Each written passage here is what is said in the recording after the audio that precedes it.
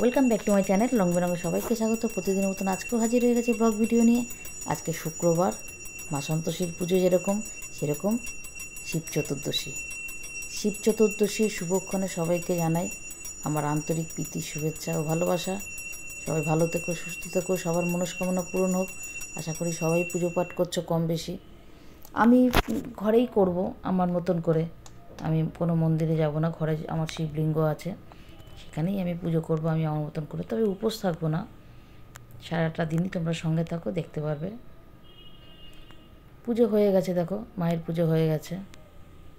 ভাবলাম একটু তোমাদের সাথে শেয়ার করি।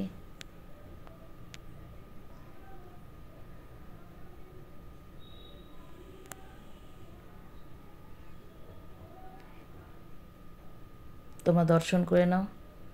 কারোর কিছু মনে অভিলাষ থাকলে মাকে জানাও, মা ভীষণ দয়া অবশ্যই পূরণ করবে। তারপরে দিনটাও তো খুব ভালো দিন, তিথি নক্ষত্রেরও তো ব্যাপার থাকে সব সময়, তাই না?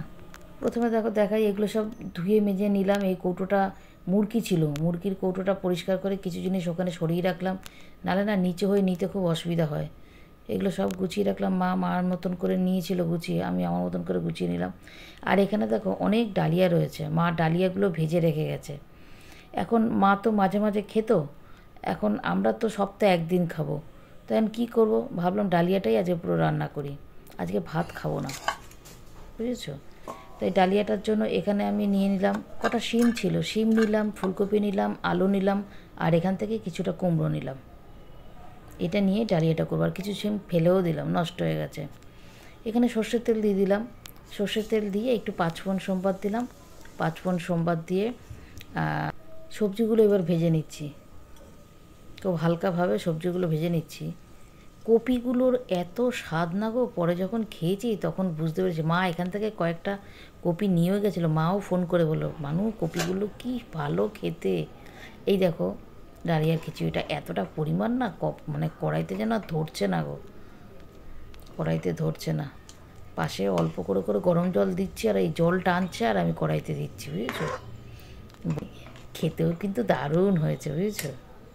মনে পড়লো যে ভিডিওটা একটু অন করিনি। এই তোমাদের দাদাভাই খাচ্ছে, দেখো ফুলকপি, আলু, শিম, তারপরে কুমড়ো এই দিয়ে করেছে। শেষে একটু ঘি দিয়েছি। কেমন হচ্ছে গো ডালিয়াটা? দারুণ আছে, বললাম তো। তোমাদের দাদাভাইকে শুধু ভাত যদি না দাও, সারাদিন রুটি টুটি এই সমস্ত যদি দাও, খুব খুশি। ভাত এত পছন্দ করে না। আমিও খাচ্ছি, দেখো একদম শেষের দিকে। আমি ঠাকুর ঘরেই নিয়েছিলাম একদম শেষের দিকে, তারপরে মনে পড়লো যে ক্যামেরাটাই তো অন করলাম না। আমি দেখো খাচ্ছি, খেতে খেতে একদম দেখো এই যে একদম শেষের দিকে। তারপরে মনে পড়লো, এই মা আমি তো একদম শেষের দিকে, আমি তো ওদের সঙ্গে শেয়ারই করলাম না। শেষে একটু ঘি নিয়েছি, খেতে কিন্তু খুব সুন্দর হয়েছে।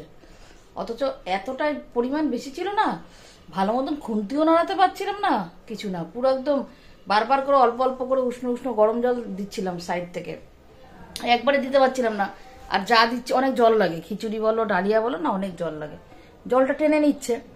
এখন কি করব, পাশে পাত্র বসিয়ে অল্প অল্প করে জল দিচ্ছি, মানে গরম করছে আর অল্প অল্প করে জল দিচ্ছি। এভাবেই করলাম, আন্দাজে পুরো নুন হলুদ সব আন্দাজে আন্দাজে দিয়েছি, মিষ্টি। ঠিক আছে, হয়ে গেল খাওয়া আমাদের। এইটুকু বাদ বাকি যতটুকু আছে ততটুকু খেয়ে নিই। দেখো এরকম ভাবে ধরছি বলে না, আলোটা এরকম কম বেশি আসছে। দুপুরবেলা না একটু খেয়ে, রান্না করার পর একটু খেয়ে শুয়েছিলাম তো ঘুম তো আসলো না, মানে ঘুম আসলো না। যতটুকু তন্দ্রা আসে, এ ফোন করছে, ও ফোন করছে, মা ফোন করলো, মেয়ে ফোন করলো, সব ফোন করতে করতে তার আর মানে এটা হয়নি। মাথাও ধরেছে, এমনিতেই আমার একটু সে একটু তন্দ্রা আসলে, তন্দ্রাটা কেটে গেলে না মাথার যন্ত্রণা করে। তো এখন উঠেছে, এই মেয়ের ঘরে শুয়েছিলাম, ওর বাবা ওই ঘরে খেলা দেখছিল আর আমি মেয়ের ঘরে শুয়েছিলাম। তো এখন একটু খাবো। এখন কটা বাজে বলো তো? এখন বাজে পুরো 5টা। এখন একটু খেয়ে নিই, তারপর আবার রাত্রে যা হয়েছে পরিমাণ কি বলবো, এত হয়েছে। মা এত ভেজে রেখে গেছিল, মা ভেবেছিল কি যে মা মানে ওখান থেকে অল্প অল্প করে নেবে খাবে। মা তো নিয়মিত তো এখন ওই ডালিয়া টালিয়া খায়। মা এবারে যে ডায়রিয়া মতন হলো না, আমার মেয়ের বিয়ের আগে মার খুব শরীর খারাপ হয়েছিল। শরীর খারাপ মানে আমরা ভাবতেই পারিনি যে মা আসতে পারবে মেয়ের বিয়েতে। ডায়রিয়া নাকি অনেক রকম ডায়রিয়া আছে, এই ডায়রিয়াটা নাকি খুব বাজে ডায়রিয়া, মানে এমনকি মানে প্রাণ সংশয়েরও ব্যাপার থাকে, এতটাই গাড়িয়ে গেছিল। টানা 1-1.5 মাসের মতন এরকম শরীর নিয়েছিল। আর বলতে নেই, মায়ের যাই শরীর খারাপ থাকে না কেন, ওই শরীর খারাপ অবস্থা এখানে আসার পর কিন্তু মা পুরো সুস্থ হয়ে যায়।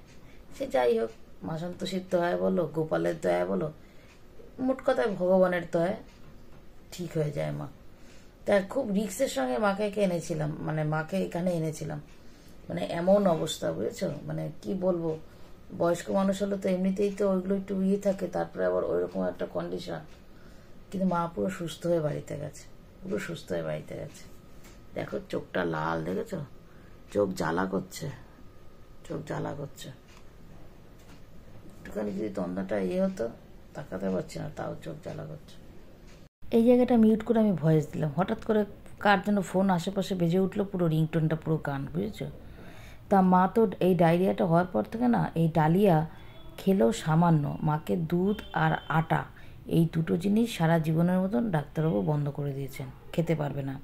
দুধ মানে দুধ জাতীয় সমস্ত কিছু, সন্দেশ টন্দেশ এগুলো কিচ্ছু না, ছানাও না, আর রুটি বিস্কুট মানে আটা সংক্রান্ত কোনো কিছুই না।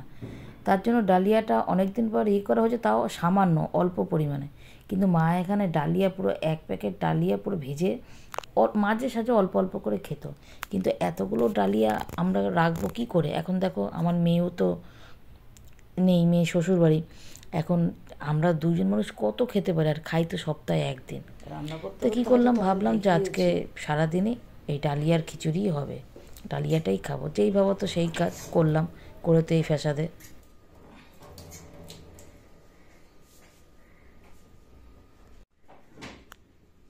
এখান থেকে তখন আমি আর ওর বাবা খেয়েছি, দেখো এখন মানে এখন খেয়েও আমাদের মানে রাত্রিরে হয়ে যাবে, বুঝেছো। মানে এই দেখতে পাচ্ছ দাগটা, দেখতে পাচ্ছ, মানে আমি এই যে দাগ এই অবধি হয়েছে, আর একটু জল লাগতো, জল দেওয়ার মতন জায়গা ছিল না। ঠিক আছে, বাবাকে দিয়ে নি। হ্যাঁ, ওর বাবা পড়াতে গেছিলো, ওখান থেকে দেখো আমাদের পুরনো পাড়ায় পুজো হচ্ছে, সেই পুজোর কিছু মুহূর্ত তুলে নিয়ে আসলো হরগৌরীর। এটা পুরো বাস স্ট্যান্ডের, এত সুন্দর, দেখো কি সুন্দর সাজিয়েছে, নিয়ে এসছে তুলে। আমি তো একটু পছন্দ করি এগুলো, পুজো টুজো কোথাও হলে আমার জন্য তুলে নিয়ে আসে, তা আমি আবার তোমাদের সাথে শেয়ার করলাম। দেখো আজকে শিব চতুর্দশী, তখনও পুজো শুরু হয়নি, সব গোছানো, পুজোর উপকরণ সব পাশে রাখা। আরও একটা জায়গায় পুজো, দেখো এটা আমাদের বাড়ির সামনেই বিশাল বড় বেদি, ওখানে কৃষ্ণ, মা কালী, বড় ঠাকুর সব আছে। এই বেদিতেই দেখো পুজো হচ্ছে কত সুন্দর করে।